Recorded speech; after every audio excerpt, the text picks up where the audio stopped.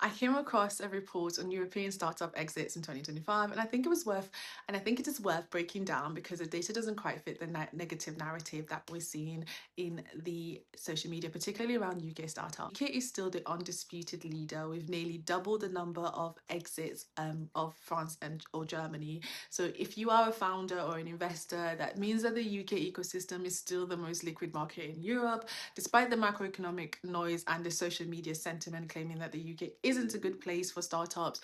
The data is actually showing otherwise. A lot of exits are happening in the UK.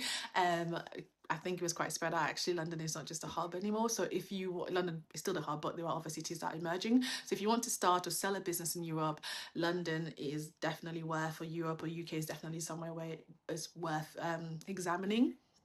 Next, which I thought was absolutely interesting to see, that actually 79% of the exits happened at an early stage, and the report is defining this as pre-Series B or A, I can't remember quite. But the implication here for me, I thought, was you don't really, it looks like you don't really need to raise massive money or raise a lot of money to achieve a meaningful exit anymore. So in fact, maybe raising too much money just to chase growth can actually make it harder for you to sell because of the valuation trap. So many of these, and I think many of these early stage deals, when I looked into it, are actually acqui-hires. So companies are buying smaller startups mainly for the team rather than just for the product. And and buyers are finding it cheaper to buy a cohesive team and a clean tech stack than to recruit. So if you are in a hot space like AI, a focused team that can attract a buyer even before you scale for revenue. So just think about that a little bit. Like, you don't need to make your operation too complex. Just make sure that your product is market fit for a strategic buyer.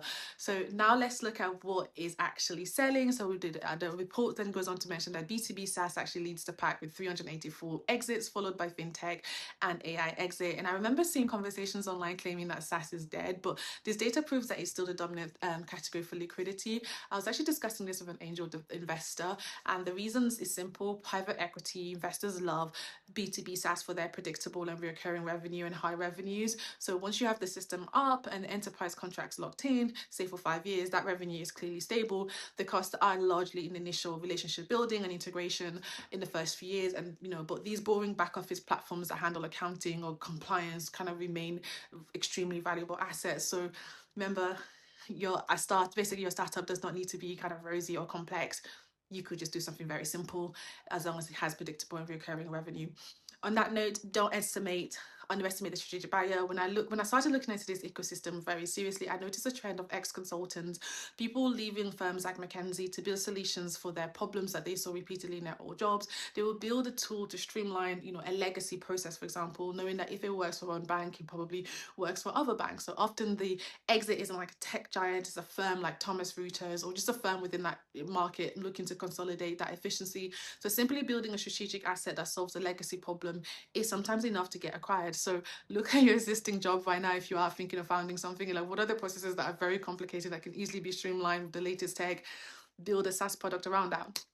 Finally, I was really curious to see that the people writing the checks, the ones buying these companies, it's no longer your Google or Meta or Apple that are buying the company. It's like firms like Visma and KKR. These are private equity backed consolidators. They really don't care about growth at all cost.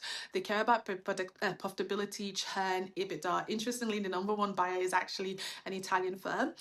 So it's no longer just a US giant. So the names are actually changing. So you don't need to, the names are really changing. So back, previously would all be like, you need to get Google, you need to get Meta, you need to get a US person. Actually, your buyer can be in Norway or Italy. The bottom line from this research is that the market is pragmatic. Exits are happening, but they are early stage and they are B2B. Unicorns exist. Obviously, we're all waiting for Revolut, but realistically, you are more likely to be acquired by a boring PE operator who values your recurring revenue or margins, or you're probably also likely to be acquired by a strategic buyer who sees your platform helping them streamline efficiency in their legacy systems without having to build it themselves. So that's it from this report. Let me know if you've got any questions, but it's very interesting to see, and I hope that this will help you in your venture. Bye, guys.